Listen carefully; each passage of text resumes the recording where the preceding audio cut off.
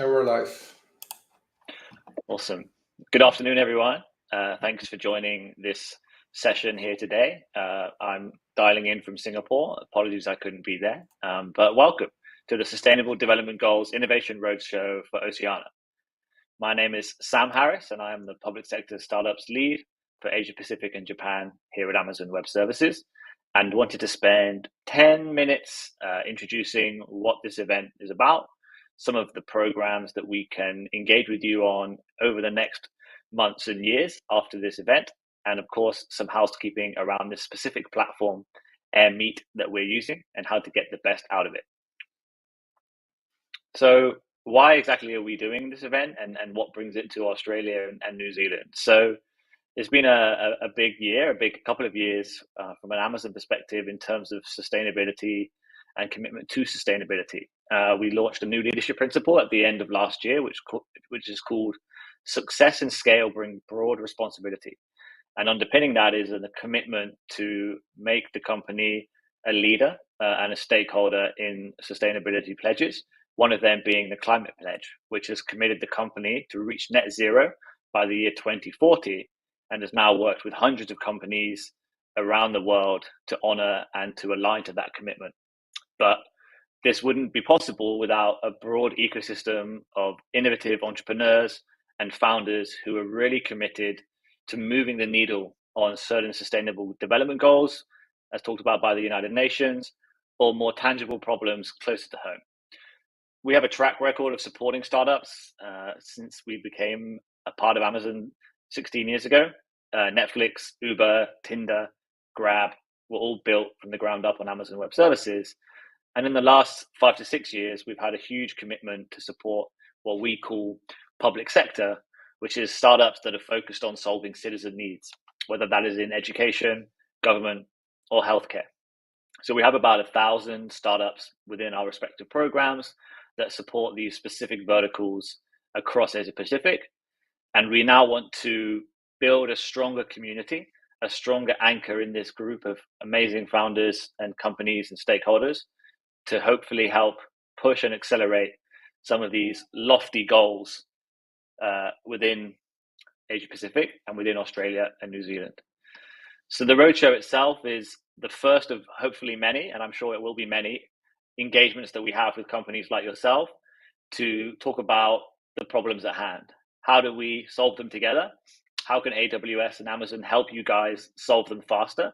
And how do we bring our customer base, which is our public sector customers, whether that is government or universities or hospitals, into the mix and help you guys with mentorship and resources and training? As I mentioned, underpinning this roadshow is 2 programs that AWS has, which I will talk very briefly about later, and provide a call to action to sign up for those. But before that, I wanted to just run through the agenda for today, kicking off with myself, talking about the program here today, as well as AWS EdStart and Startup Ramp, followed or interlaced, I should say, by an AirMeet explanation from Robin. And then we jump into the first panel, which is helmed by our head of K-12 schools and industry, Sally Webster, along with David Link, one of our key collaborators with the AWS EdStart program, and a man extremely knowledgeable within education and education technology and many other things, David Link from EduGrowth. That will be followed up by an EdTech startup panel, how startups have been changing education powered by AWS and what they're facing in the next 5 years to move the needle even further.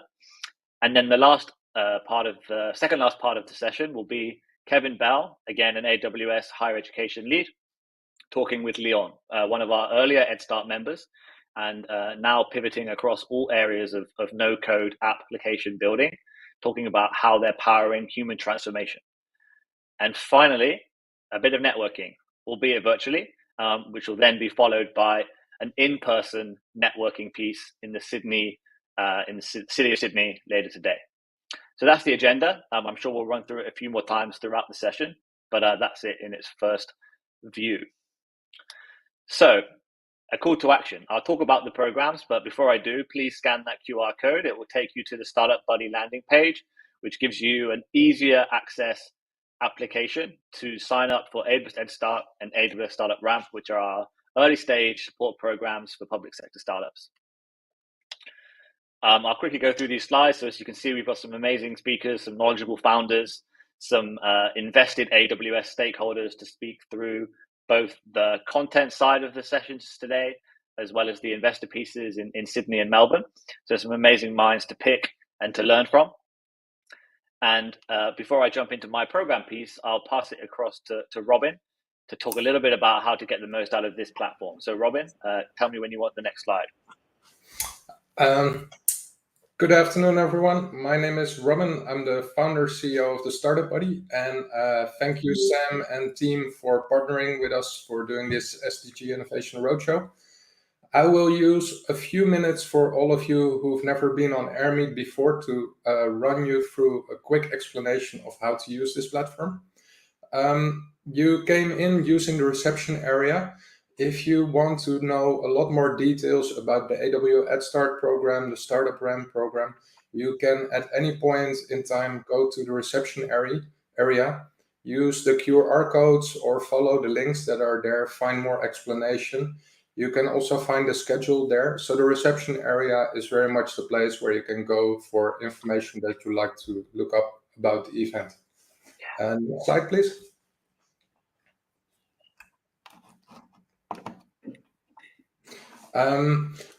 Most of you hopefully are speaking English, otherwise my explanation is going to be very hard to understand. But we're doing this for companies around the region. So if you're more comfortable in a different language, on the right-hand side of AirMeet, you will find a menu where in general you can change all your settings. One important setting is that you can change your language. So if you're more familiar with French or some other languages that is available there, change it so that the interface becomes easier accessible to you. Next slide, please. Then we're giving out prizes today in the form of AWS credits for the people who are most engaged throughout the program. So you can, on the top right of your screen, see a little icon of an award. That's what we call the leaderboard. If during the event you're engaging in the polls that we're going to put up, you're going to ask questions, because you're very much invited to ask questions to the different panels that we have. If you clap, if you basically do anything on the platform, you score points, and whoever ends up first, second, and third after the event will be contacted to redeem your AWS credits. It also simply makes the event more fun, so please join in using those options. Next slide, please. And to try that out immediately, we're going to try our first poll for today. Rishabh, can you put it up, please? So we're assuming that all of you have some kind of goal here throughout the event or later on in Sydney while you're participating. Very often that's networking. So the first poll question is, who would you like to meet? Is that already live? It's already live, so I give you a few seconds to answer all of that. I'm looking at the live results. All of the above is the most popular right now. Nobody wants to meet entrepreneurs yet, or mentors. Okay, that's one. This is called influencing, what I'm doing now, I think. Okay, and I will close the poll. So thank you everyone for voting on the poll. Publish. Rishabh will publish the poll in a second.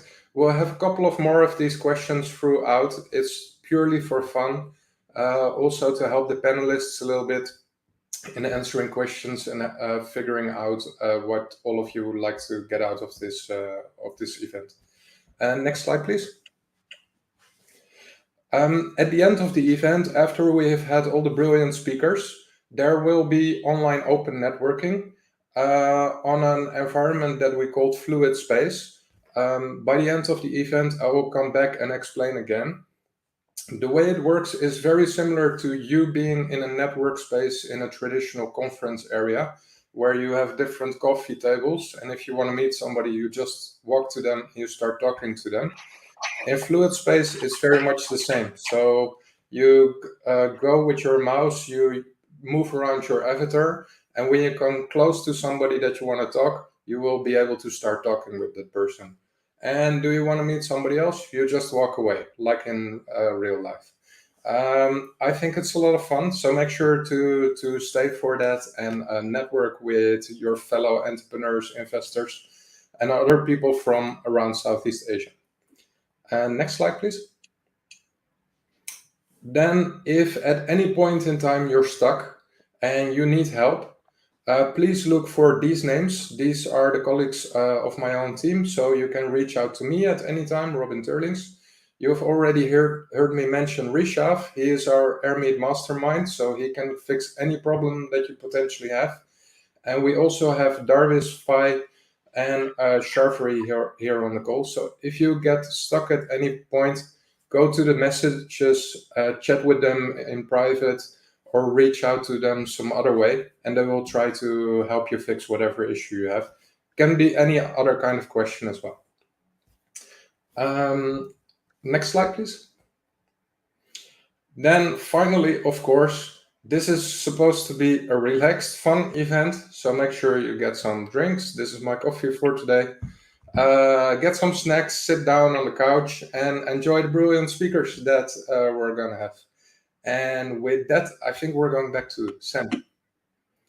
After we have had the second poll, can you put that on the screen, Rishav? So the second poll is, I'm an expert in EdTech, Health Tech, GovTech, Sustainability, Cloud Technology, or I'm here to become an expert. Please actually everyone answer this, because it's also interesting later for the networking, for everyone to have an idea of who's around to actually meet each other. Okay, that was... So we have most people right now want to become experts. Well, that's the brilliance of having an event, that you can do that. For EdTech, so that's also great. No one on GovTech and on cloud technology yet. I highly doubt that. A lot of humble people in the room, I think. Exactly. Okay, can you close the poll and show it on the screen, please, Rishav? So most people are here to become an expert. Well, you have come to the right place, because like Sam already said, we have very brilliant speakers. So you're gonna learn a lot today. Then with that, sorry, that's the benefit of not... yeah, and with that, I'd like to give the floor back to Sam. Thanks, Robin. Yeah, I really love the Airmeet platform. I think hopefully we can get some good networking at the end.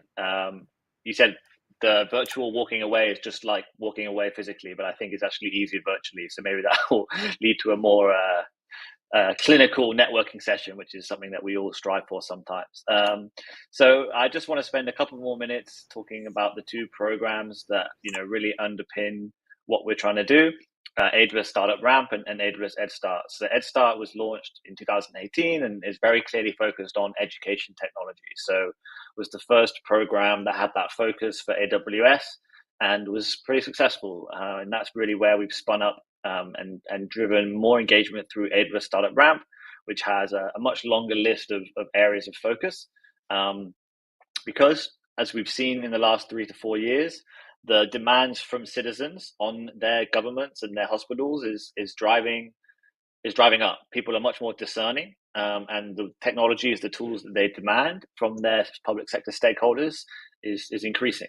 And many local councils don't have the tools, the technologies to meet these demands, and that's where the startups and the technology providers come to the fore, and we see a huge level of excitement to work with these companies and support them as they really move the needle for government and for public sector, which ultimately is for everyone, right? If we're talking about who the end customer exactly is.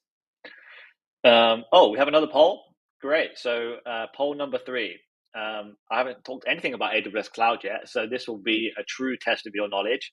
In your own personal opinion, please answer this poll. AWS Cloud is innovative, cost reducing, helping startups develop quickly, reaching net zero by 2040, all of the above, or, as I had many conversations 10 years ago when I first joined AWS, something that you see in the sky. So yeah, please throw up that poll and let's see what the results are.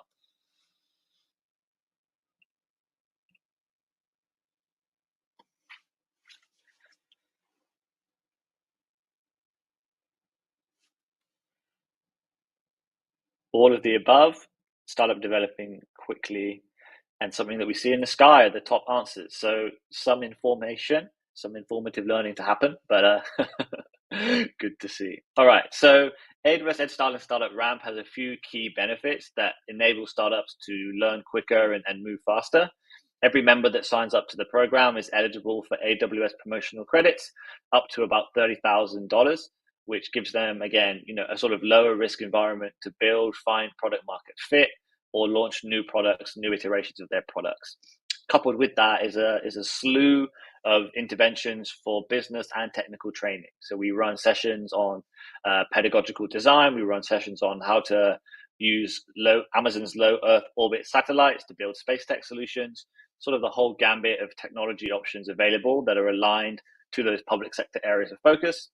We have a huge network of investors and mentors that we can connect to you as you grow and go on that journey. Events and market opportunities go hand in hand. We do co-sponsor certain booth access for third-party events. We try and connect through a lot of events to our stakeholders. And we have a huge community of startups. Sometimes the best way to enter a new market is to partner with someone who is extremely knowledgeable within that domain or within that space. And at times that could be who you might view as a competitor right now, but could actually be a partner.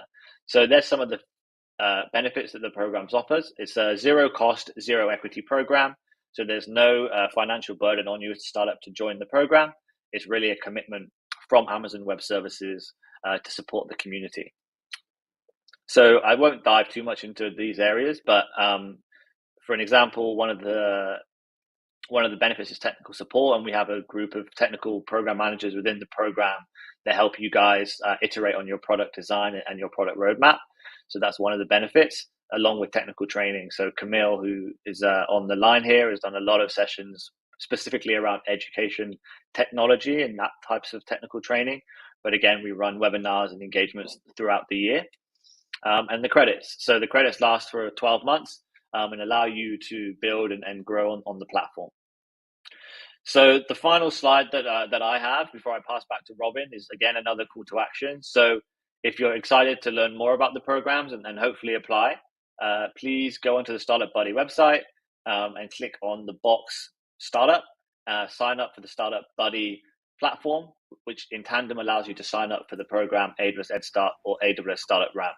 I hope I've explained that well. Robin, if I haven't, please interject as I pass it over to you. You've explained that perfectly. Thank you very much, Rishav. I cannot share somehow. Can you check, please? Oh, that's why. Okay.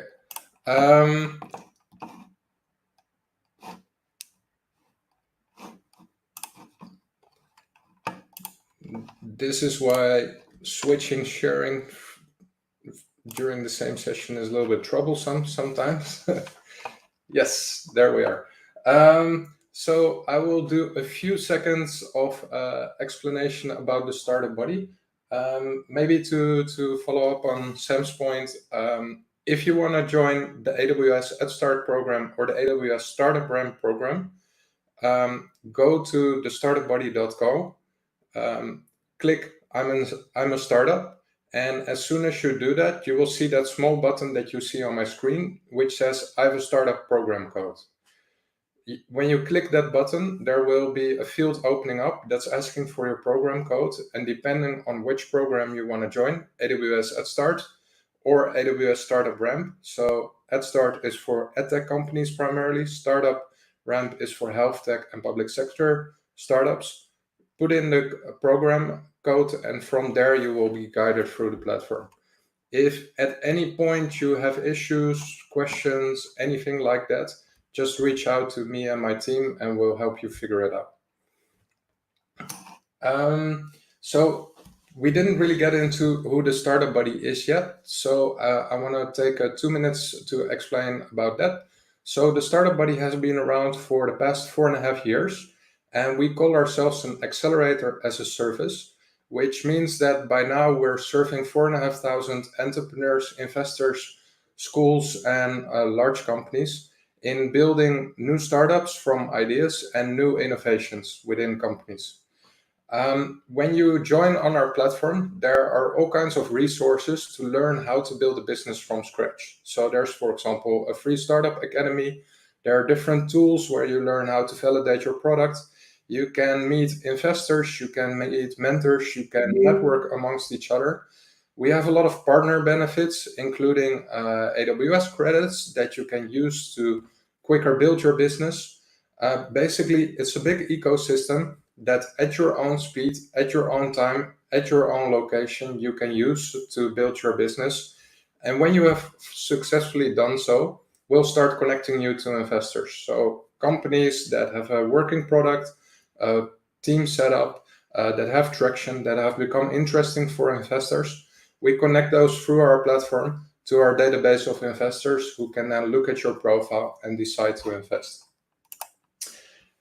Something that I'm personally very proud about and that I just want to give you a sneak peek about, we're going to very dramatically change our platform start of next year. I'm calling it the Startup Buddy Next because literally our current platform is going to be sort of deleted and being replaced by this. You will still be able to do the same thing in terms of learning how to build your business, gradually doing that over time, networking with investors, mentors, etc. But it's much more gamified. So you will be scoring points. Also, we'll have rankings in which startups are making most progress. It will be easier to onboard on different programs like the AWS At Start and Startup Ramp program. This will be launching in January, so keep an eye out for that. If you're already on the platform, you will automatically be changed over. And of course, but when the time is there, please let us know what you think. All the information about the AWS At Start and Startup Ramp program and the collaboration between the Startup Buddy and AWS, you can find on the website. There's videos explaining everything. You can use our chat to ask specific questions that we might not have answered there. So please go there. You can use the QR code or use the website address and find all the information there that you need. So that was the presentation on what AWS At Start and Startup Ramp are and how the SDG Innovation Roadshow has been set up and why we're running this event. Sam, I still see you here. Thank you very much for opening off this event today, and of course also for all the previous events that we have been working on together with your team. And with that, I want to go to what's probably for most of you the main part of this event, which is the content part. So I'm going to stop sharing my screen, and Sally and David, you can start coming on stage. David. And when you feel that you're ready, Sally and David, I will disappear, and Sally, you can take over.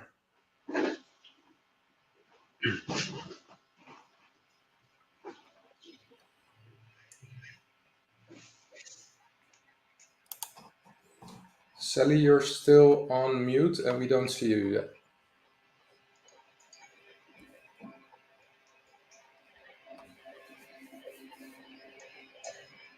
Sally?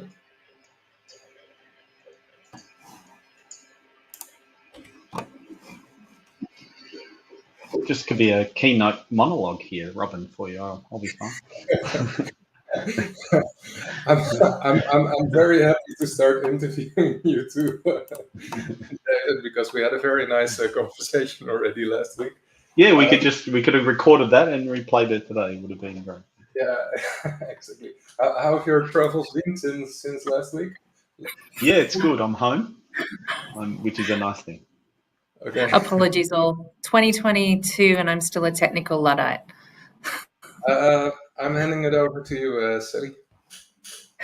Thanks so much, Robin, and great to hear from both yourself and Sam. David, welcome. And to all of our people who have joined us online, welcome to the SDG Roadshow Oceania series. I'm Sally Webster. I'm head of K-12 schools industry here at ANZO AWS. And before I start, I'd just like to acknowledge that today we meet on the lands of our First Nations people here in Australia. I'd like to acknowledge that there's probably many of you who are joining us here from the lands of our First Nations people, and I'm here on the land of the Gadigal people of the Eora Nation. I'd like to pay my respect to all elders past and present and acknowledge all of our First Nations people who may be joining us online today. I work closely in my role with all the my colleagues here in Amazon Web Services across education sectors in the K-12 schools industry area. And we work really closely, not with those who just directly work with students in the classroom, but also with those who support those in the school community. I myself came from that environment in my previous background prior to joining to Amazon, and bring that knowledge and insight with me into this role. And today I am very humbled and privileged to be joined by my esteemed colleague and friend, David Link. David is the Managing Director here of EduGrowth, and of course I'm sure he'll talk to us a little bit more about EduGrowth through the conversation today. And over the course of the next 20 minutes or so, we're going to be really talking through some of the challenges facing K-12 and higher education in the area of student wellbeing. So my experience, and I'm certainly cognizant that prior to COVID-19, we were already starting to see a growing focus on student wellbeing in education sectors, moving away from the focus of just learning about academic, but looking at this holistic 360 view of a student. And we've seen a number of announcements post-COVID from governments and education systems regarding additional funding and programs that are focused on supporting both students and teachers. We're seeing these trends across both K-12 and higher education. Interestingly, a recent study found that almost a third of students reported that they were not coping well over the first half of the year. And of concern, the capacity of young people to cope has declined from 74% in term 1 to 61% in term 2. And according to the research from leading school wellbeing platform Truewell, 24% of those young people have concerns about their health, while 17% report concerns with acceptance, 13% are concerned about safety. So acceptable levels of hopefulness and happiness was missing in 30% and 24% of students, respectively, across K-12 and higher education. And these numbers we're seeing anecdotally through conversations at global forums and through our education discussions. So I'm going to open up with my first question for David, and as a bit of a discussion as we head into our discussion. I'd like to set the scene with you, David, around the two Sustainability Development Goals 3 and 4, good health and wellbeing and quality education. How does EduGrowth enable edtechs and the broader education community to focus on delivering and supporting students in these two areas? Thanks very much, Sally, and to the team for having me today. I'm really delighted to be here, and launching off your stats that you were referring to from Truewell. I know certainly many adults that had the same sort of issues around happiness and well-being as well. So there's absolutely no doubt that those figures make sense when you extrapolate them out to the broader population. Back to the SDG goals, the Sustainability Development Goals, I think about them in broad terms, right? I think about them as that they're really the keys to human happiness and fulfillment. And I was thinking about it a little bit more, and I think it's around purpose too, right? Like if we start thinking about your well-being and your quality of your education and your good health, these are all the enablers of it. So to me, if we connect it back to education, there's no doubt that a key component of education is a social and emotional component. And you referenced the pandemic earlier. If you think about what happened in almost every jurisdiction around the world, I think every single part of the world went into a remote learning first model, right? And some of them went into bigger lockdowns. Well, we took away an incredibly important big component for students, which is the social and emotional piece. So if you're just focusing on the academic, and if you're not an academically brilliant student for a start, now you've got the one domain where you're not feeling comfortable and not reminding to come to work, to come to school. You're not starting to do that. So I think that EdTech entrepreneurs that are really caring about their purpose, which I think they all do, this is fundamental what they're doing. They're trying to ensure that students as a whole are being developed. And the question around what EduGrowth's role is in that, we don't particularly work with any particular EdTech company, work across the whole ecosystem. So our goal is to grow all companies and to help them get that impact and get to places they can't get on their own, and to make sure that we're leading the acceleration of the Australian EdTech ecosystem, both here and offshore. So that sort of is it's around the purpose, I think, is the way I think about the SDG for its connection to education. No, and I think that's a really, really good linkage there. And I think similarly here at AWS, like yourselves, we do like to work, against government priorities and working closely with EdTech companies. I know I've had a lot of conversations since I've started here over the last 12 months, really guiding EdTech companies into how they focus on government priorities. And not just the government priorities across our jurisdictions, but how they link then into those SDG goals around, equity of access to education. And some of the challenges we see around education and digital technologies is, does it create that greater divide? And if it does, what's the role that we play as a big tech company and as, supporting a lot of ed techs who are built on and powered by Amazon to shift that and navigate those waters to close those gaps. But similarly, it's around the thought leadership and getting education systems to actually look beyond the classroom. I mean, we all know the classroom hasn't really changed much in almost 200 years, I dare say. We still usually see a teacher at the front and a row or group of desks of students sitting behind, listening intently. Sometimes, we're seeing a shift in different pedagogical methodologies being delivered. And that's, we're starting to see a level of innovation. But really, the most disruption we've had was during COVID in terms of that digital disruption. And we don't really want to see that go away, but we want to see a nice balance there as well in the way we support teachers and students in achieving against those goals. Yeah, so absolutely. I think as we move on, during the recent United Nations General Assembly Transforming Education Summit, we heard from the UN Secretary General Antonio Guterres that young people need to be included in decision making. And he said, education is not just decreasing inequality, it is actually increasing inequality. And we need to shift the nature of our education systems in order to create those conditions for equal success. He discussed the competitiveness of our education systems, and I know we see that here. And I'm sure a lot of the EdTech companies we have online with us today certainly feel that as they try and work out which jurisdiction do they try and break into, and why can't all of the jurisdictions work together and collaborate? That would be the million-dollar question. But it's not that it's not attainable, because we saw it happen during COVID. So as we look back on the last 3 years since COVID first presented, what we know is that only 20% of the countries undertook significant measures to provide additional mental health and physical, social support for students after schools began reopening. So this is a bit of a multi-part question, David. So firstly, one, did you see a significant growth in startup edtechs in this area supporting mental health and wellbeing over the last 2 years? And secondly, what role do you see EduGrowth having guiding and enabling edtechs to focus on those government priorities in the area of wellbeing? So the first part of the question is, was there activity? Absolutely. There was a lot of activity around the wellbeing space in the edtech sector, whether it was companies newly formed or whether they were pivoting into this space, or whether you were seeing large players extending product into that.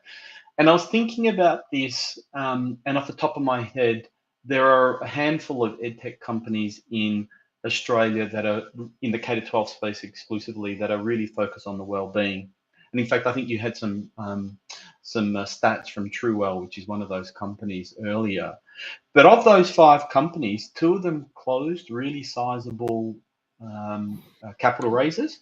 One of them actually ended up getting acquired by a much bigger player, which I think not only shows that they were doing activity in the market, but you're actually seeing investment activity around it. So you're seeing players wanting to be in that space and people wanting to be in this space. There's absolutely no doubt that we're about to publish some data on it, but the EdTech ecosystem has grown enormously over the last couple of years. It's what I think we'll end up with, and I predicted it back in 2020 in a couple of media interviews, and we're seeing it now in the real numbers, is that we're going to end up with a 2-stage economy here in that space, where you've had startups that had a slightly difficult time, but those growing companies or those established businesses that have grown enormously, upwards of 50, 60, 70% you're seeing in some instances. Those that have grown really, really fast have been around support, student support, whether it's academic support or it's peer-to-peer support or whether it's emotional connections, because that's been a thing that's been lacking across the environment. Turning to the second part of that question around helping EdTech companies understand government priorities, you and I are both in Australia, so firstly, you know that we have 7 different government jurisdictions, and at times it feels like if jurisdiction A says it's going to be nighttime, jurisdiction B is going to say it's daytime. So it's balancing the message across all of them, but all of those government jurisdictions are really focused on making sure that students are able to achieve and are doing really well. In a well-developed education market, we need to remind ourselves that we saw during the pandemic the gaps. We saw the gaps in digital transformation, and we're a well-developed market, and the Australian education is a highly invested space for governments.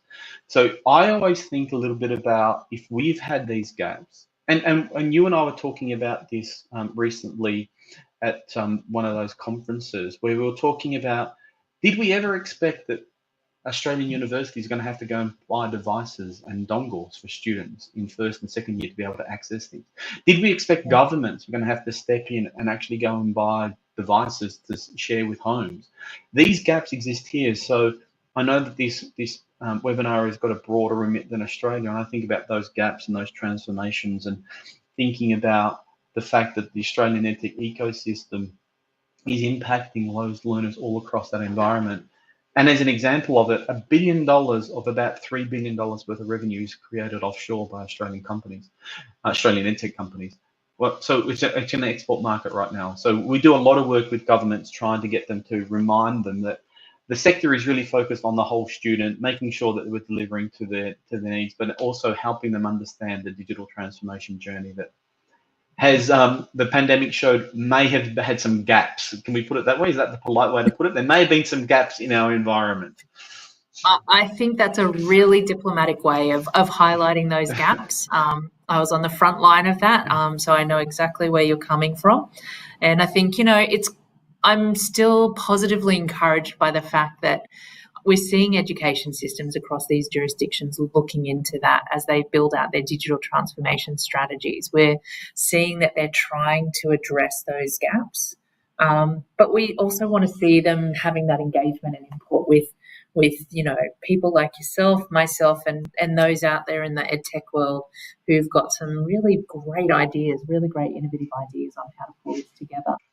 And I guess that brings me to the next part, as we start looking forward on the emerging technology trends and looking at where education systems are, both here in Australia, New Zealand, and other parts of Oceania and globally. How do you think emerging technologies such as artificial intelligence and machine learning will further develop in the future? And how will that affect the future of education? Again, a really big question. So I think about this as reminding ourselves that technology is an enabler. It's not a replacement, and it's not the thing for it. It's an enabler of innovation. It's an enabler of the change that we're trying to achieve. So it should be enabling good teaching and learning practices. It should be enabling teachers and educators to be able to focus on the point of need. It should be able to help and support educators in understanding trends that are happening across their classrooms and across their student populations. It shouldn't be trying to do that without the teacher, in my view. Like, I think the most successful edtech companies understand the pivotal role of the teacher or academic or tutor or facilitator in those conversations. And as a little tiny example of it, just look at the completion rates of MOOCs versus the completion rates of higher education bachelor degrees, right? If technology was the enabler, or sorry, was the replacer, then MOOCs wouldn't be having a 3 to 5% completion rate. They'd be having a 95 to 98% completion rate. So something in between will definitely be the case. As far as artificial intelligence and machine learning is concerned, I think it's a really exciting part of the edtech ecosystem. And the idea of being able to look at big trends from big data sets, being able to pinpoint teachers' attention to areas of particular areas, being able to support them in those processes, it's really important. But I think we have to remind ourselves that artificial intelligence is still operating as an infant or a primary school student, right? Like, we're not got the scholar yet in the AI world. So it's a nascent technology, maybe even a pre-nascent technology, whatever that might need, and it will go really quickly. So it's going to move really fast. Yeah, no, absolutely agree with you. And I think, you know, we're kind of starting to see AI has crept into the education system, whether education policy owners have in agreement with it, it has happened. I think the conversations we're starting to see, and I know I was certainly having, and it's continue to have across my former colleagues in education systems and in teachers in classrooms, is how do we make sure we're using AI and machine learning for good, the ethical use of that? How are we making sure, why are we collecting that data, and what are we going to do with that data in terms of how that gets presented? And we're seeing some really, really great examples of how AI is getting used as an enabler to support teachers and academics in the K-12 and higher education space, you know, whether that's through chatbots helping students, whether it's through the deep learning, whether it's through translation for, particularly as we're seeing more and more international students and that mobility of students, and edtech's building out, as you said, and exporting their solutions across to other regions.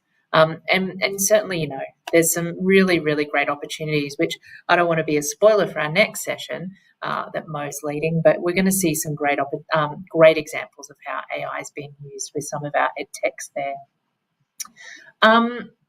I guess in terms of we've got two questions. I'm conscientious of time because we're sort of coming towards the end here of our session. So again, on the back of that recent United Nations Transforming Education Summit, focus of discussion was on how education systems can leverage the digital technology solutions that are scalable and gain traction so education systems can leapfrog ahead in order to achieve the Sustainability Development Goals.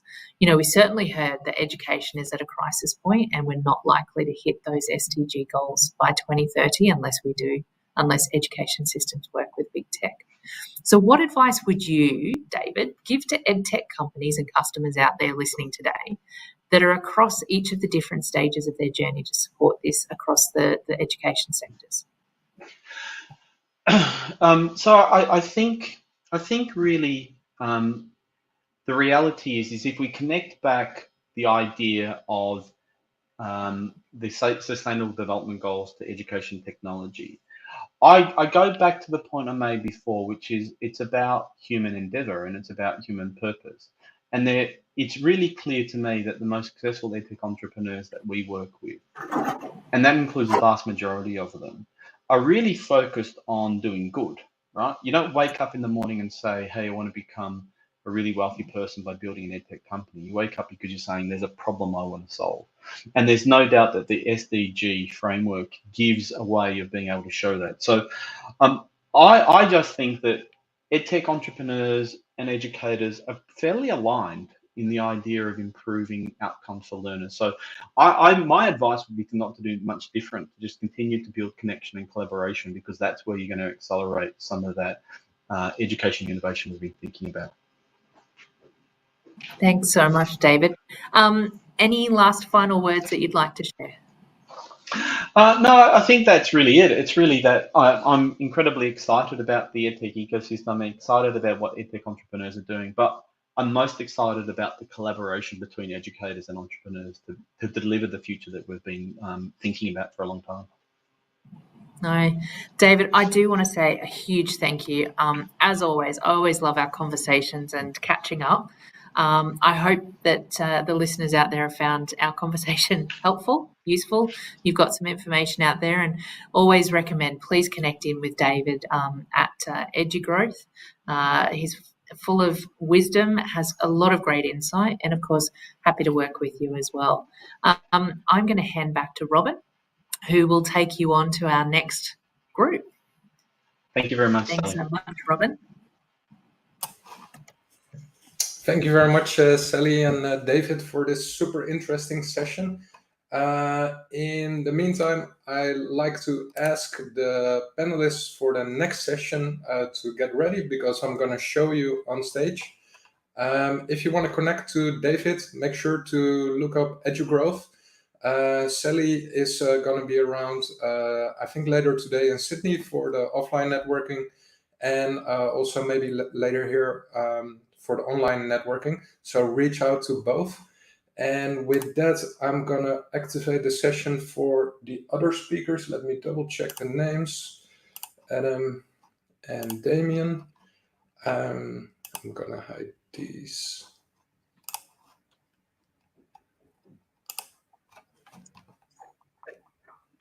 Guys, if you can please turn on your speakers and your cameras. Hello, can you guys hear me okay? I'm going. Yeah, we can. I'm handing it over to you, Mo. Thank you so much, Robin. Welcome everyone to our SDG Roadshow for Oceania. My name is Mo, and I head the ISV business for ANZO here at AWS. And what I typically do is work with ISV companies in our ANZ region to help our end customers to provide them services and solutions that addresses the challenges. And I work very closely with our startup team with Sam Harris and Camille. And because, startups are a really key segment for our business. That's where we see, new innovative solutions coming up. So hence we are investing a lot. And we got some great success with some of our startups. You can see on the screen, I have 3 of our innovative, successful startups on the screen, whom we will be talking to, and I will be leading this panel discussion with them. Some Q&A and some questions from your side as well, if you want to, learn and learn about their, journey, their startup journey, how they have evolved and stuff like this.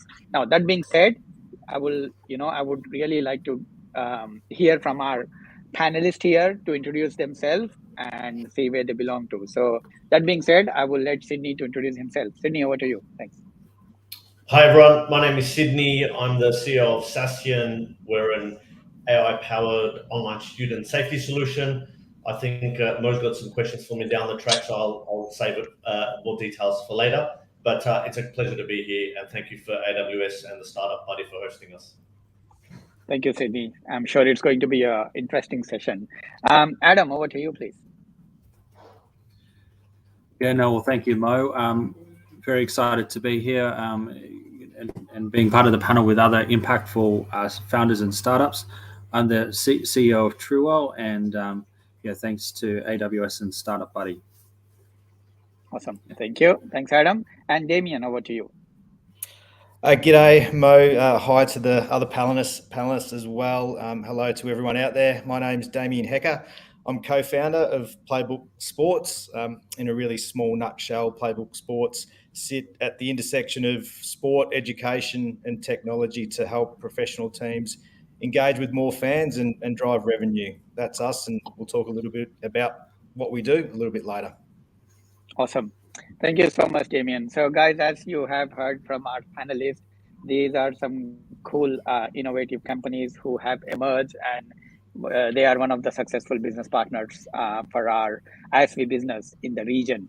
And one of our plans is also into expansion. So we want to take these innovative solutions and help the world. So that's what the mission is. Now, that being said, I have a couple of questions that I'm going to ask. So For those who don't know, Sasyan is an AI-powered student safety platform. Sydney will give us more context once we start the questions, but just an FYI. Then I got TrueWell, which is a well-being platform for schools. And then we have Playbook, which it's an end-to-end content development platform for the sports clubs in the country. So now my first question is for Sydney. So Sydney, can you please tell us that you have, Sasyan has a very innovative online student safety platform focusing for the K-12 sector using artificial intelligence. Can you please tell us more about your platform and how you think it will contribute to student safety? Thank you, Mo. So maybe I'll start talking about two interesting trends, right? On the one hand, we've got education having technology at its core for everything that we do, or should I say technology is at the core of everything that the kids do these days, whether it's learning, playing, connecting in the classroom and outside of the classroom. And that's absolutely a trend that is not declining, it's increasing. The second interesting trend is that anyone you pretty much speak to will talk about a online safety incident to do with their child or with a child of a family member or a child at their kid's school.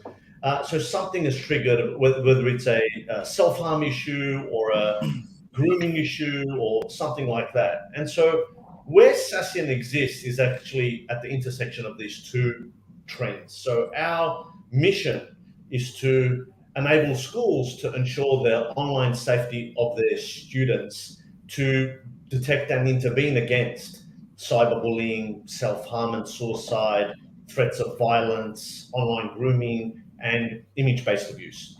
So we are fortunate enough to be an AWS company. We have our solution sitting on AWS, which means we can provide massive scalability in what we do. So today we're serving over 400,000 students across 660 government and non-government schools in K-12. And that includes all of South Australia public sector high schools. And across that customer segment, we're analyzing over 120,000 messages per second, which then runs through our AI and ML engines. And what are we looking for? We're looking for searches and web visits that are alarming. We're looking for communication where we're analyzing chat and email and documents in their online drives, whether it's in their Google Workspace or Microsoft environments. We're looking at their images that are stored in their online environment, all to help detect and intervene when you get a real painful situation, which is a kid searching for how do I kill myself painlessly, or other crazy things that we pick up that is just heart-wrenching. And so the AI kicks in. It's been going for 6-7 years now, and our models are getting obviously better. We've got multiple levels of AI that we apply, including fuzzy logic, near-term analysis. So we're looking for misspellings of words, like if kids are trying to be nasty to one another but are not fully spelling things out. We're monitoring for emojis being used.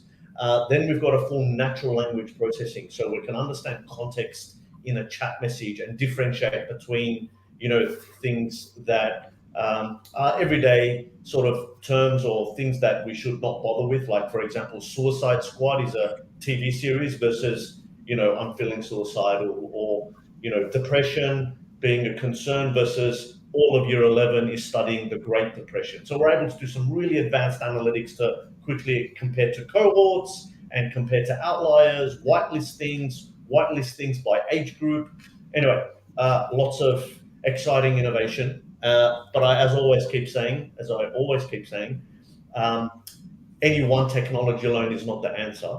And so it's great to see a whole of industry approach here, different perspectives to solve the problem during its entire life cycle. So just alerting of what we do is not the end of the problem, and just at school is not the end of the problem. So as I keep saying, it takes a safe village, and our mission's just begun.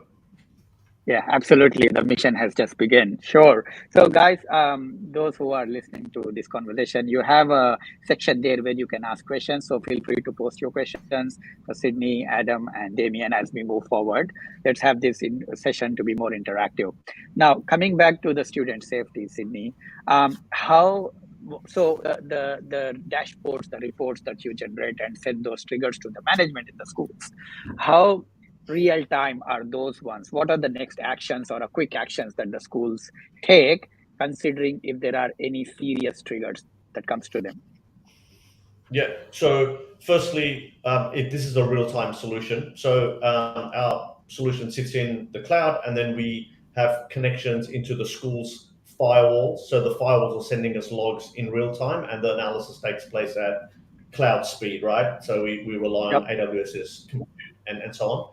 And the alerts happen in real time. Now, it's up to, and also same with our APIs into Microsoft and Google, which we won't hop on this session. What we then do is the risk tolerance is based on each school, and they get to decide, well, yes, we understand all this functionality is here, but here are the things we care about. Self-harm may be a real-time alert versus some kids investigating on where to buy cigarettes is a concern, but might be something that's an end-of-day summary rather than a real-time alert. Schools might also ask us to compare information to their cohort before we alert them. So is this a real high priority, or is all of year 11, year 12 dealing with an issue, for example? So it's real time, and it comes down to the school's risk tolerance. They get to set the settings per school, and that's what we do. Absolutely. Now that makes sense. Well, thank you so much, Sid. Now moving to TrueWell. So Adam, just a quick question regarding regarding your platform. So can you please share with us a little more about the schools currently managing their people well-being? What is it like? And can you also share a bit about your platform? How is that improving the real well-being of school posture? Yeah, no, well, thank you, Mo. And I find this whole discussion, in particular around student well-being, very fascinating as an educator, because I believe personally that one of the most important stakeholders are missed in this discussion, and the way it's all framed as well. And this key stakeholder can have 5-minute conversations that can transform student lives. They are just so powerful. But many well-being platforms and even policies really sideline and relegate teachers to sending out surveys, maybe reading some emails or writing some emails and reviewing analytics. It's more of a triage role than actually using them as how powerfully they are and how invested they are into their students' lives already. So we think, when we're talking about people well-being, we really need to make sure that we bring teachers along the journey, and that everything is around how can we empower teachers to provide well-being care.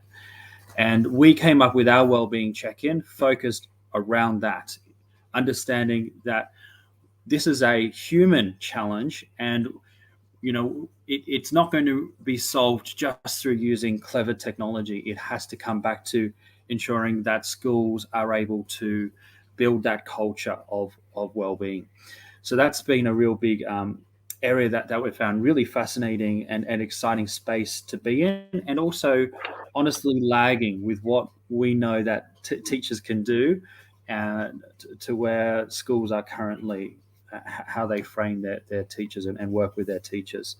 So TrueWell is one of the first comprehensive school wellbeing platforms. We do have surveys and courses. That's a very important part, but it's we need to do a lot more. So we have a lot of courses around enriching and educating, and using new technology to modify and increase the overall effectiveness of this people wellbeing. And one of the real big challenges, I think. Oh, sorry, Mo, you want to ask me a follow-up question? No. Please go ahead. I actually had a follow-up question, but once you complete, I will ask that. Yeah. All right, I'm almost done.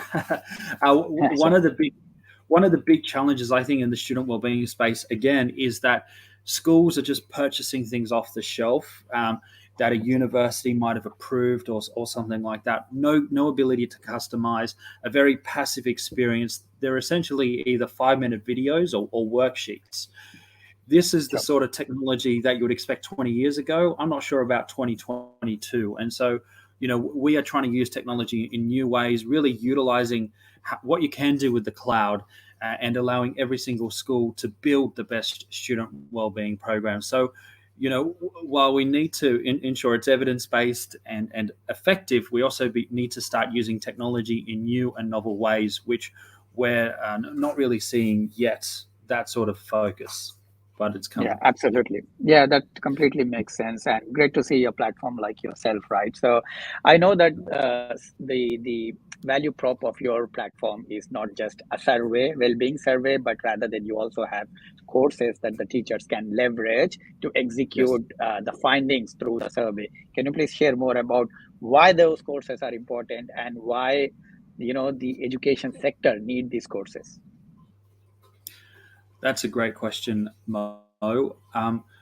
One of the big challenges right now is for schools, it's quite straightforward sending out a survey, and students or teachers can see that survey, and they do get excited when they first send out that survey. But schools need to be building that culture, and so having those resources right there and there where they can send out straight away. Or within an appropriate time frame is really important to build that culture.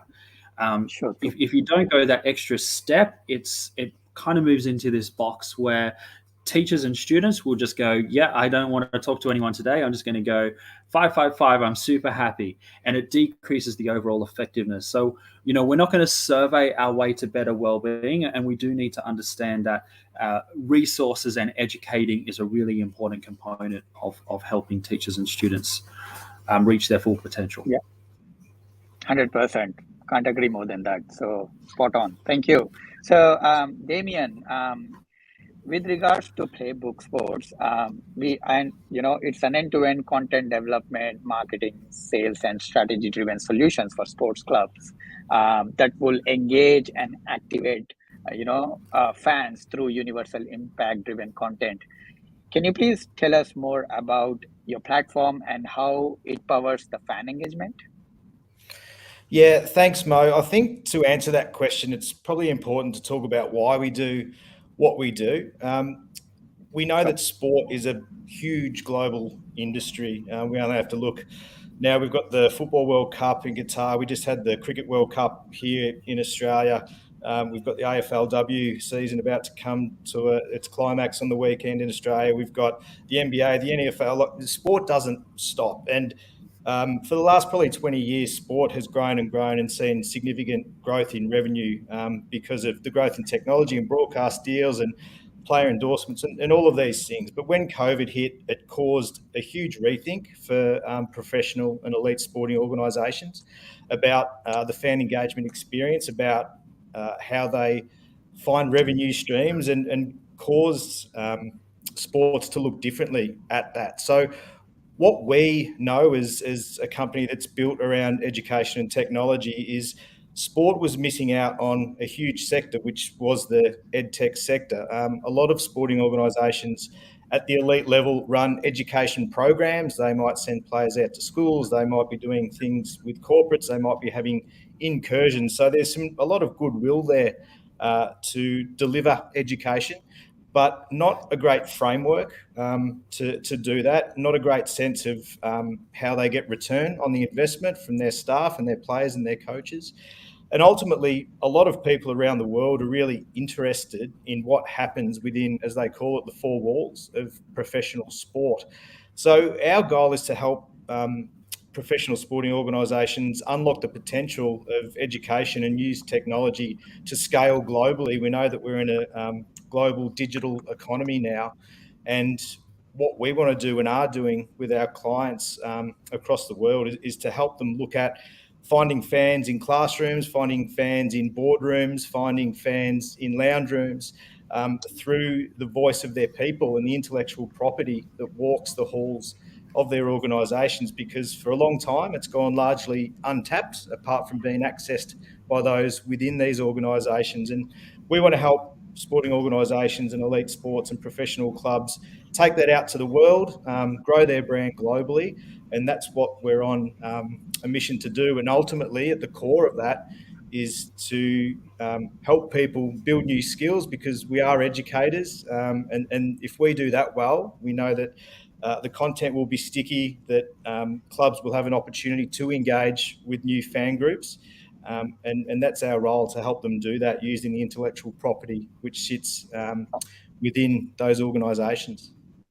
Sure, that makes complete sense. So, Damien, I have a question for you from the audience. It's the question asked is: Are you taking any initiatives to improve participation of girls in sports education program?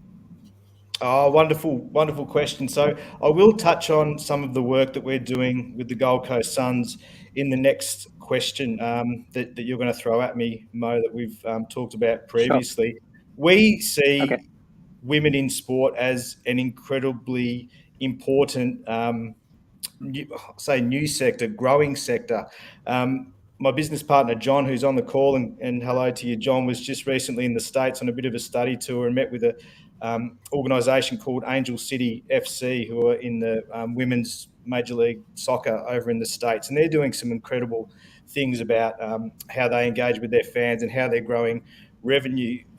For us, it is dependent on what our clients want to do, but there's no doubt that a lot of our clients are seeing the growth in women's sport and sport participation, and looking at initiatives that engage more women and girls to, whether it's be a better participant or administrator or coach, they're certainly looking at those options, and we're very excited to work alongside of them to get more women and girls involved in sport just broadly.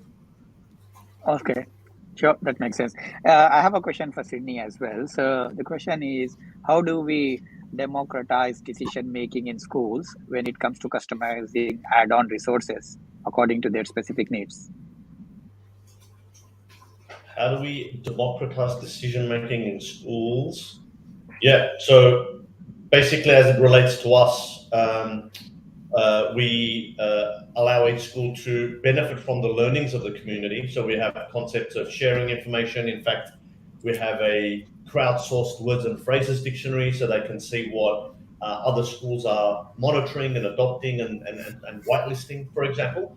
Yet, when it comes to their individual schools, they've got a governance model, and they've got different stakeholders that can chime in, whether it's the teacher in the classroom, and Adam was so good at calling that out, saying, well, you've got the most important resource there in a teaching situation. They ought to be consulted, not just as administrators or distributors of surveys, but very much involved in, well, what do we want to measure, and what that makes sense, and what's the thing that they care about. So to do that, for example, we've integrated our solution with popular learning management systems like Canvas and Schoolbox and Schoology, so that the teacher can create their own personalized experience of how they want to view the class, when they want to be alerted, what things they want to alert on, when they want to create some controls to give access or deny access to sites. And so that's really leveraging technology in cloud. That's one of the benefits of democratization, right? So that's our approach on helping the teachers. And of course, there's wellbeing counselors, and then we often see assistant principals getting involved in things that need escalation, or when an incident has to be talked to with parents or outside counselors. Yeah, absolutely. I'm just conscious of time. We only got 3 more minutes, but I have one question from the audience for Adam, and then there are some questions. So Robin, if you can please catch up, make a copy of these questions so we can ask them during the networking session. That will be awesome. So the question I have for Adam is, to Adam's point on schools buying, off the shelf, right? Would it be would it be an idea worth considering to let students themselves play a role in choosing which platform or resources? Do you reckon they are mature enough? Yeah, no, absolutely. This is where we're heading in 2023. Is the students are increasingly, in quite a few schools, I'll say, have a better understanding on what's some of the programs which would work better than some of the ones the school leaders are choosing. So we are working in the mid to late stages now on launching the first TikTok student wellbeing program that really copies a lot of the similar mechanics and allows students to have a very interactive and dynamic experience, and targeting students instead of, say, trying to go to the head of welfare or trying to go to the education minister. This will be something that we target at students, because students are increasingly starting to drive a lot of these changes, and the student voice is becoming increasingly considered in adoption. Absolutely. Yeah, that makes sense. Now let's do another follow-up question. So guys, let's make it short. So 30 seconds each. So Sydney, the question is AI learning technologies, right? How do you reckon the future of AI technologies? What is the future in education? I think the AI, as it relates to education, will enable for personalization at scale. Like, I've got 3 kids, teenage kids. I can assure you that they all have different superpowers, have different learning styles, have different ambitions, but they've all got a good work ethic. And if you take the traditional approach, which is one way of teaching, one way of assessing, will absolutely work for some group of kids, but for others will absolutely feel like they are fish out of water. And we end up saying, oh, they failed, or they've got a problem, rather than saying they've just got a different learning style. And so with all these innovative ways that we're talking about with my fellow panelists, is about finding ways to engage in the way that makes sense to that individual and that human. And there's a bright spark that's waiting to be, to grow. And so that's our job. And I think AI will enable us to do that. Awesome. Yeah, great. And Adam, well-being is one of the key focuses for many schools. And how do you think you can scale this outside Australia and reach the globe? Reach globally. Yeah, no, that's a great question, Mo. So, that's right. So since the pandemic, every single school now has had to figure out 2 things: online learning and how to provide wellbeing care. And it's been a huge shift. And right now, schools are really struggling with this, on implementing this proactive school-wide wellbeing strategy. We see that governments, in particular around the world, are going to be spending billions of dollars over the next decade on figuring out what is the gold standard, what are the ways to do this right. And we're seeing governments really pushing the standards to a much higher standard. So for example, a lot of platforms right now in the wellbeing space, the wellbeing surveys and wellbeing check-ins, they are really struggling to get onto these government-funded programs and tenders, and that's going to increase to be challenging. I mean, we've just the New South Wales Government Wellbeing Program panel, which just launched today. I don't think there are any wellbeing check-ins that made it, and so we are seeing government really pushing this. Where sometimes we see, the private space push it, government is really pushing those standards. That's one of the things. And the ability, the other thing I just want to quickly say is, governments, they love building frameworks, they love policies, but actually implementing and figuring out how to get it working in a school is really the tricky part. And we think that is essentially what we are working on, is this school-wide change, not just on, writing a 400-page policy document on how we think schools should function. We're really on the ground and trying to make sure that every school can implement these very comprehensive strategies. Yeah. No, that completely makes sense. And thank you. And Damien, regarding, since you have a unique platform that supports the sports clubs, can you please share with us one success story from your customer, please? Yeah, sure, Mo. I'll try and do it in 30 seconds, but if you give me a minute, I might be able to fit a little bit more in. Sure. Look, I'll touch on the Gold Coast Suns, who are an Australian rules football club. They play in the AFL competition based on the Gold Coast, of course, which has traditionally been a really difficult part of the country for professional sporting organisations to get traction and to grow. So as startups on this panel, the Gold Coast Suns are still a startup club within the AFL. So what they saw is a really scalable means to reach more fans, as well as have that genuine community-based authentic impact, was to engage with us on the development of programs into schools. So they've reached thousands of young learners with their Play to Your Strengths program, which is a strength-based positive psychology program that's delivered in class by the teachers, but through the Suns Learning platform. Now, those thousands of students are potentially new fans of the Gold Coast Suns.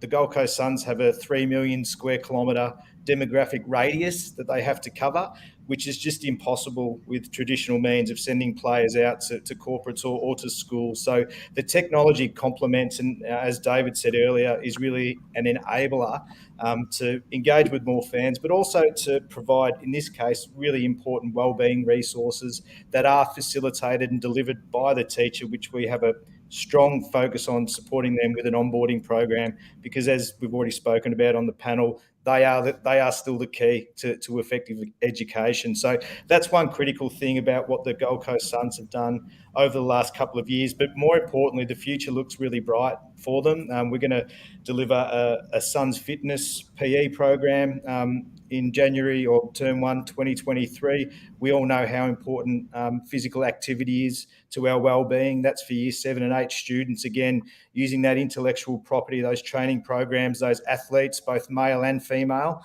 back to our earlier question around women's participation in sport, to, again, engage more fans, but also have a really strong impact for PE teachers. And the last thing I'll add is that we'll have an exciting announcement soon where we're starting to take them in towards the fit tech industry as well. And what we'll see over into 2023 is really scalable numbers. At the moment, between 20 and 25 minutes time on platform for each user that logs in. We think that will grow. And for the revenue piece, that's really great data that they can then potentially on sale to commercial partners, or potentially even have a user pay system. So I think Gold Coast Suns have actually developed a really effective and innovative blueprint for how professional sporting organisations can leverage educational technology to do exactly what we do with them, which is engage more fans, have deep impacts, and drive revenue as well. Absolutely, that's what the aim is. So great, thank you all for your great insights. So for the audience, if you still have questions, please stay back for the networking session. I got some more questions that we can be asking in that one. So over to you, Robin. Thank you all. Thank you, Sydney, Adam, and Damien. Thank you, guys. Thank you very much. Thanks. Thank you very much, Mo, Adam, Sydney, and Damien on that super interesting session just now. The next session is going to be the final knowledge content session, and it's definitely not going to be the least interesting one. We're going to have Kevin Bell from AWS and Leon Young, CEO of Cognis. I will check if I gave you access. Kevin, you should have access, so if you can start switching on your video and your audio. There were a few questions on the Q&A still remaining, so if the speakers from just now can have a look at that and maybe answer the questions that way or later during the networking. Yes, I see Kevin and Leon there. Yep, we'll go ahead. Split screen. Any connection issues? Kevin, I'm gonna give the floor to you. Hopefully not. Thanks, Robin. Excellent. Are we on? Okay, great. As you can see, we've with no TV trickery, we're actually in the same room. Leon actually has an authentic beard. Mine is a Movember thing, but my teams do. And Sally's on my team, but she refused to grow this year.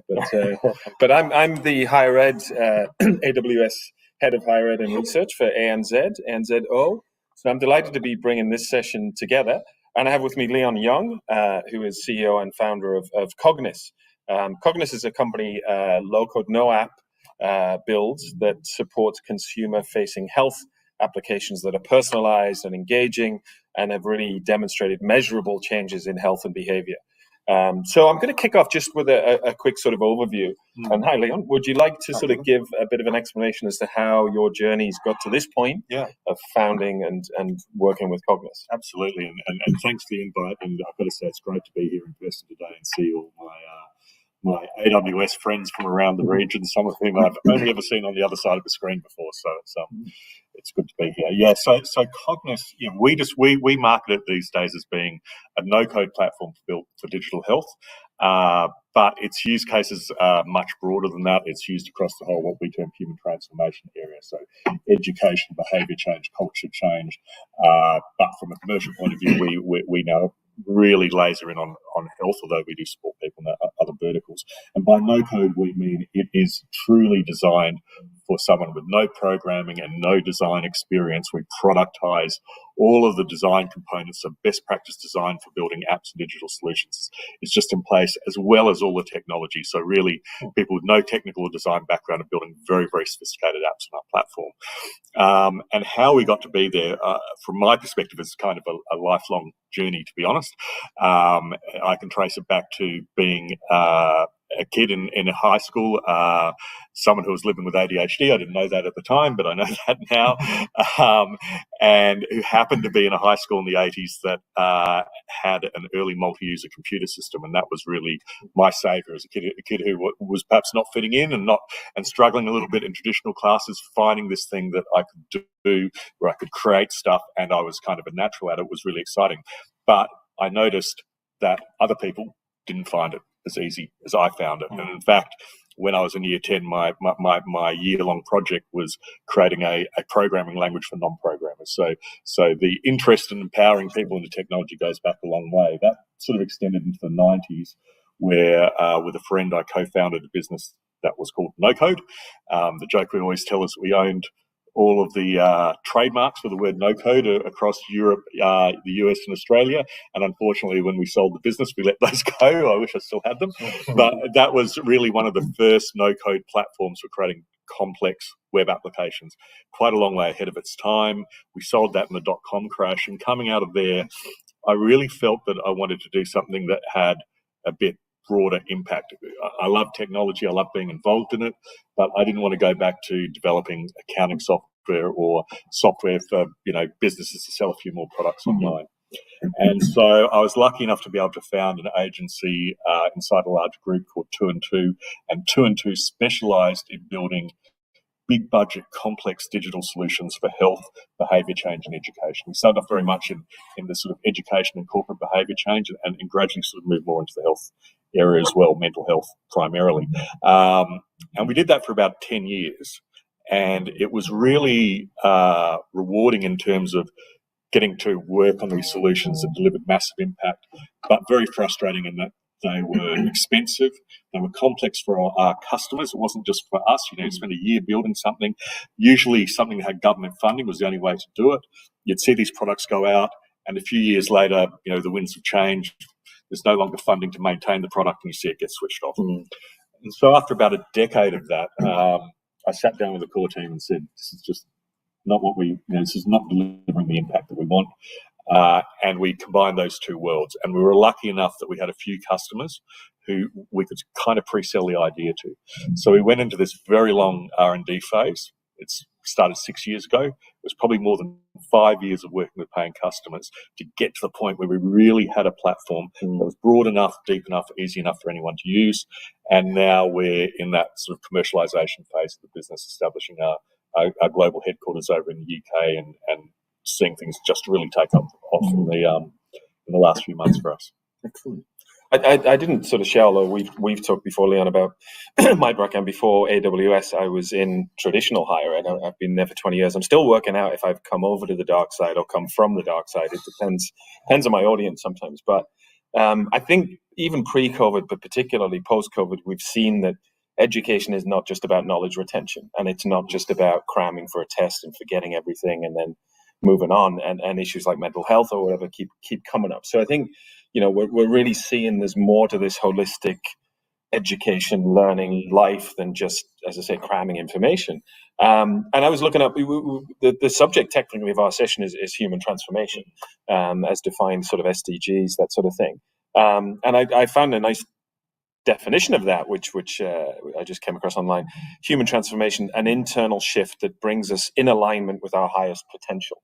Yes. which I thought was really good. I haven't seen that one. That's a beautiful good. I'll give you that one. I think when you talked about that earlier about, maybe a traditional formal sit-down, cram, forget education wouldn't have switched you on personally, given, your interest, etc. And it was interesting. My mum was an early lecturer in computer studies and brought home an early Mac that we played with for hours and hours. So it's interesting the things that'll switch on. But when you sort of reflect on that notion of human transformation through technology, can you talk a little bit more about the mechanisms that you're able to sort of leverage and bring that through, particularly to achieve that at scale? Because me or you being lucky and stumbling over a computer is great, but 1-2 people, how can we get that to the populace sort of at scale? Yeah, that's really what we've spent a lot of time thinking about. And a lot of it is to recognise the diversity that exists within your audience and how you're going to engage different people on the same positive journey. So we see human transformation. We came up with human transformation technology a few years ago to try and describe this area that we were working in, because it didn't really matter whether someone was building an educational solution or a solution to lose weight or to get someone to take a medication that they need to take. It's the same elements that we're thinking about to drive that, and it's to do with that sort of juxtaposition between motivation and effort. So if you are extremely motivated to do something, you'll put a lot of effort in. A year 12 student who wants to go and study physics is going to nail calculus because they have to, and they'll start late and they'll do what they need to do that.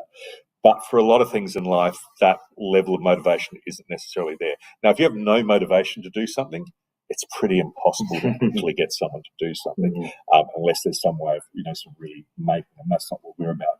But most things in life, we know what we should be doing. We know we should eat better. We know we should get fit. We know we should be, talking to the right doctors, or we know that we need to, maybe we want to learn a language or something like that. It doesn't really matter what it is. You've got that juxtaposition there of effort versus motivation. If your motivation is not at that level that you're going to do anything to get there, then what you need to do is offset that by making the effort easier. So you need to think about how you're going to engage in that process in a frictionless way. So let's say you might be going to France next year. You want to learn some French before you go there. You've got a nice motivation. You want to get a bit of vocabulary before you get there. Not the end of the world if you don't, but you'd like to do it. Enrolling for French classes and doing some formal education probably won't fit in with your work and your family life and everything like that. You might go and do that and you'll drop out after a few weeks, but you could go and download Duolingo. When you've got a few minutes on the train or the bus or whatever, it's very easy for you to jump in and do that. Duolingo is going to personalize that experience to you. It's going to recognize what you like to do and what gets you to do those things. And it's going to put into nice games and make it enjoyable. So you'll jump in and out, and you may not get the same experience you get doing a bachelor's of languages in French, but you'll come away with some vocabulary. That's what we're about. How do we take people on that journey in that hyper-personalized way? Yeah. That's really interesting. And when we talked earlier, I think we've sort of approached this issue almost from different aspects. I worked in online education, and particularly when I was in the US, I was trying to focus on underrepresented minority students who maybe have struggled with traditional higher ed, and what can you build into an environment as sort of hooks, incentives. And we started to geek out a little bit on some of the intrinsic motivators and the language around that. But I think it's really important, and I think the fact that we're talking about these triggers and motivators to keep people engaged is an essential part of what we're both trying to do there. A little bit on our personal relationship, but you work exclusively with AWS as a partner, and I just wondered if you could talk a little about how that's working out in terms of the strengths and values that you see of this kind of partnership with AWS. We talked a little about privacy, security, etc. It's been a really interesting journey. I mean, as I said, it's a 6-year process we've been through, and AWS has kind of grown and changed and evolved as we have as well. So when we picked up building on AWS, and I had, my previous company had built on AWS for some years, AWS I would have seen as a utility company. It was a bit like your power company. You went to a website, you subscribed, they had a really cheap way of getting you on and making these services available, and you went and did whatever you wanted to do. In the last particularly 3 to 4 years, AWS from a customer's point of view is completely transformed. So there would not be a week go by that I'm not sitting in front of a screen talking to someone at AWS. And that's across different areas of the business. So on the commercialization side, AWS recognises that our success is your success. And so we work together as to how to get into particular customers, how to grow accounts, how to land and expand. But then on that technical side, really in the last couple of years, your engineers have started to work more and more closely with ours so that we know the best. They make sure we're applying the best practice around security and privacy at the technical end. And for us, because we're in people building medical products and education products, they're the two highest risk areas. And I don't need to point out to anyone what's been on the news in the last couple of months of people's medical information being shared. We know the products we build are going to be targeted. So AWS helps us get the back end and technical side right. And then we have other partners like there's a UK company that we work with called Orca, where we're now building, they help health systems ensure that the apps and services they buy meet all the different standards around the world. So we're now working with them to also productize what our customers do, because we can get all the technology right. AWS and Cognos can give a customer a really great solution, but if the customer doesn't have good security processes inside their business, the holes are still there. So we're trying to package all that up to make that super easy so that you can roll out your medical app in Germany or in the US or wherever you need to do it. Yeah. That's interesting. And I'm sort of looking at things from the other side of that. I came on with AWS about a year and a half ago. And my assumption coming in was that, we probably build everything. And we do. There's a lot of product that AWS puts out. But I think the richness in my role and in the implementations that we're doing with higher ed are where we're going in with partners like yourselves and either co-developing or ramping up services that allow us to provide tailored service that is probably beyond us in terms of subject matter expertise, etc. So something like 60-70% of my work, I think, looking forward, is really sort of introducing partners to customers, and that's great. It's sort of matchmaking, and it's really looking for great fits and that sort of thing. So yeah, I think it's really interesting being on this journey. But just to speak to that, map out the next 3, 4, 5 years. What does success look like for Cognos and you yourself, and what's your vision of sort of this connection with education and health and behavior that you think, at that point I'd be able to go, we did it? Well, we're not short of ambition. So from day one, what we've been thinking about is that we're only at the start of this human transformation journey through technology, really just at the cusp. And at the moment, I always pull this out and say, look, this is where the consumer or the patient or the student lives at the moment. It won't be in 5 years. We're seeing IoT and wearables and medical devices and all of these things being rolled out. At the moment, they're being rolled out in very isolated ways. So you get a wearable and you get an app with that wearable and it tells you a bit of information. In the future, there needs to be an ecosystem that brings all these things together. So whatever positive outcome you're trying to drive in someone's life, you can tap into all of those different things and bring them together. We've been talking a lot today about things like mental health, physical health, learning are all interrelated. And you want to drive a lot of the same things. I know if I can get someone to eat right, exercise, and have good social connections, they're less likely to have depression and anxiety. They're also going to achieve more in their educational outcomes. So we're trying to be, I guess, what Salesforce is in the CRM world or what Xero is in the accounting world. We're building a hub, a center where people can bring all these different things in and create solutions that are much deeper, much more meaningful, and much less transactional than just an app that you might use for 6 months. So 3 to 5 years, that's where I want to see us. We're that thing that's facilitating all the other software developers, hardware creators, all the people with those niche skills, and bringing them into one big ecosystem with AWS sitting underneath it. So it's not short on ambition, but we're seeing the pieces come together now. All right, I think we've got a question in the chat window. I'm not 100% sure about how I can pull that up. I'll give it a go. 1 second. Yep. So a question's come in from Floor. I really like how you address the strategy of lowering the effort required to learn languages, for example, French in my case.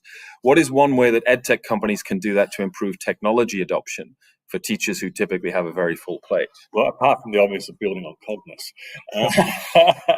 I think edtech companies do have a real struggle here in that, particularly getting cut through with teachers.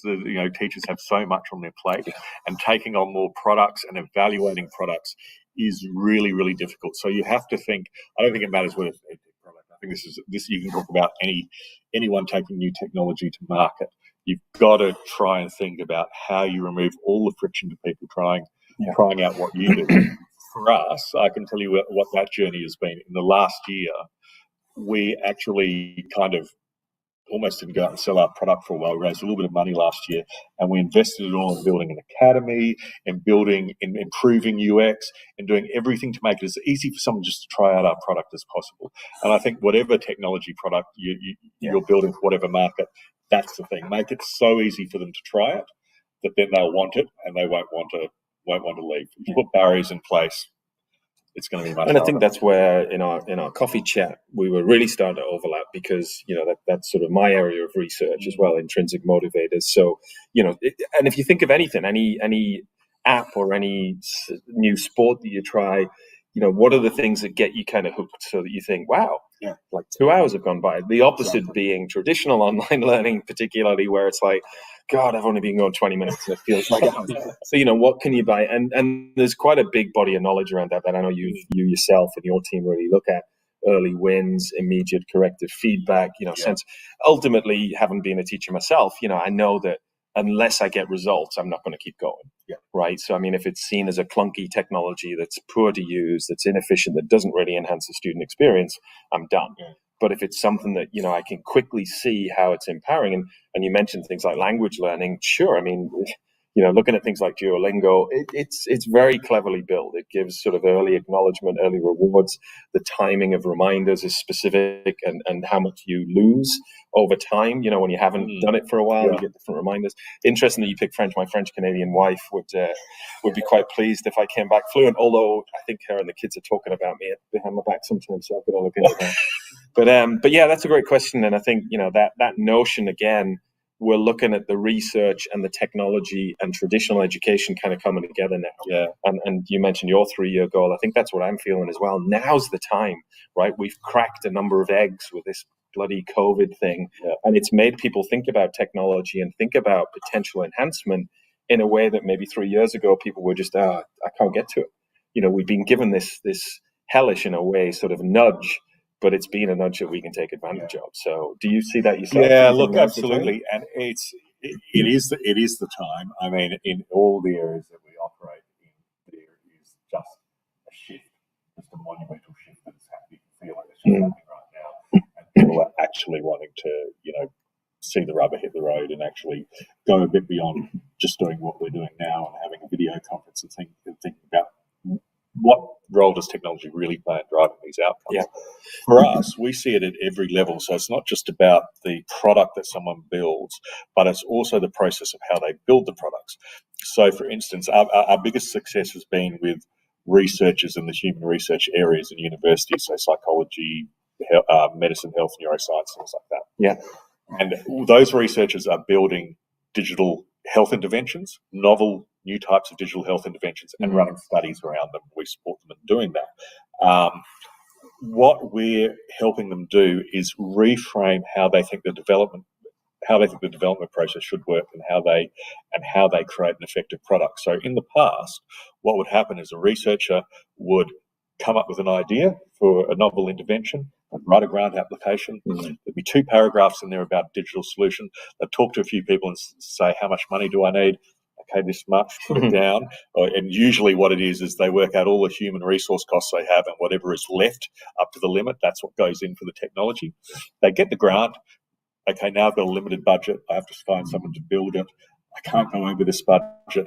And they go through this very waterfall process of signing off on an agency or internal developers building something. It's never quite right. There's no budget left to change it. We just have to go for it, run our study. If it's successful, we've spent a year building a product, a year running a study, and then we analyze the results and we publish. Commercialization at the university immediately says, well, it worked, let's commercialize it. And okay, it's already 3 years out of date and it was never quite built in this way. Whereas we say to researchers, jump on our product, build your app before you apply for the grant.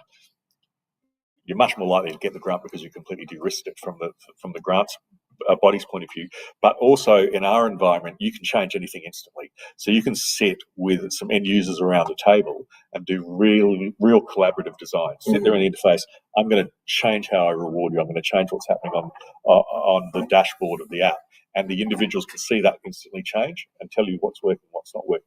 And then even when you're out in the field, you can make these changes, see if they work, see if they don't work. So we're encouraging people to do pre-studies, find out what's going to most likely deliver the outcome that you want, so that when you go into that formal ethics-driven study, you can't change anything probably. Yeah, you kind of already know where you're going and what outcome you can expect. Yeah, excellent. Well, look, I think we're time to wrap, but I think what I've sort of heard through the other discussions and this one, we're here with cloud and access and security and privacy taken care of. We've got apps and app developers, and we've aligned that now with pedagogy and teaching theory, that we can really start to make a difference. So I'd love to hear from more of the gang online as to your goals and targets, etc. I believe we're moving into networking or something like that. So I'm going to switch off my health app and have a glass of wine. There you go, and I'll work that off later. So thanks so much for your time, Leon. It's great to chat, and I'll hand you back to the floor and hope that we can manage that process. Thanks for hosting. Cheers, Robin. Thank you. Thank you very much, Leon and Kevin. It felt really like a fireside chat. I'm just missing the fireplace in the middle of the two of you. You didn't answer my question yet, so please check it out on the Q&A. It's just a joke, guys. With that, we have come to the end of the content sessions of today's event. Let me make sure that I do this correct. So thank you very, very much, everyone who's been here and who's been speaking here today. We have had a whole range of very interesting people, so I'm not going to repeat all the names, but you know who you are. For the audience, there's a lot of these people that if you happen to be in Sydney right now, you can actually meet them at the AWS office. The offline part of this event will start in a few minutes from now, 15 minutes to be exact. There's also going to be two investors over there, Seamus Crawford from 1013 and Hugh Bickerstaff. There's going to be an Ask Me Anything session with them first for 20 minutes, and then there will be networking. And then in 2 days from now, so on Thursday, from 6 p.m. local time in Melbourne till 8 o'clock, we'll have another investor session at the AWS office in Melbourne. So if you're calling in from Melbourne or that region, make sure to join that. Over there, we will have Tom Smelly and Alex Pirou joining as investors, and maybe one or two more investors. Other than that, you also get to network with all the other AdStart and Startup Ramp members who are based out of Australia and who are joining those sessions. There's quite a lot of people registered for Sydney, so it's going to be fun in 15 minutes from now. If you are not yet an AWS AdStart member or Startup Ramp member, and you are working on your own edtech or health tech or public sector startup, make sure to do so. There's zero catch in the program. It's free. You get a lot of support, as hopefully was clear throughout the session. So make sure to join those programs. You can do so for free through those program codes. I've seen a couple of questions coming in about how to register. We'll make sure to follow up on that right after this session. And if you liked this session today, we have one more edition of the SDG Innovation Roadshow on December 13th, which is going to be the final one for the year, which is going to be the Japan edition. If you'd like to know more about EdTech, public sector, and health tech startups in Japan, make sure not to miss that. It's going to be fully online. I believe 4 p.m. Japanese Standard Time, which I think is similar to Sydney and Melbourne. I'm not 100% sure. Next year, we're looking at what we're going to do as part of this roadshow. So if you have any feedback about today or the previous events, please let us know. And then with that, we're going to the online networking for those who cannot join in Sydney today, but who do like to network with the other entrepreneurs and people who are still here on this session. We're going to use Fluid Space, which is going to be activated here on AirMeet. When we close off this central session, you will see a networking button at the top of your screen, which will say go to session. Basically go in there and then you will see a map similar to this one. You can move around with your mouse or your keyboard. So you will see an avatar of yourself on the screen. And basically by moving around, you get closer to other people and can start talking with them. We've put a few banners on the map to help you figure out if you want to talk about something specific. So if you want to know more about Startup Ramp, make sure to go to that banner, and then hopefully there's someone there who can talk more about that. If you want to talk about the other events, go to the left bottom corner, etc. Enjoy very much the Fluid Space networking. I know we're a little bit late in terms of the timing for this event, but we'll keep open the session until everybody is kind of done and is leaving the session. So no stress, we'll leave it open for at least half an hour or longer. Thank you everyone very, very much for joining today. Hope to see you again in Japan in about 3 weeks from now. Thank you.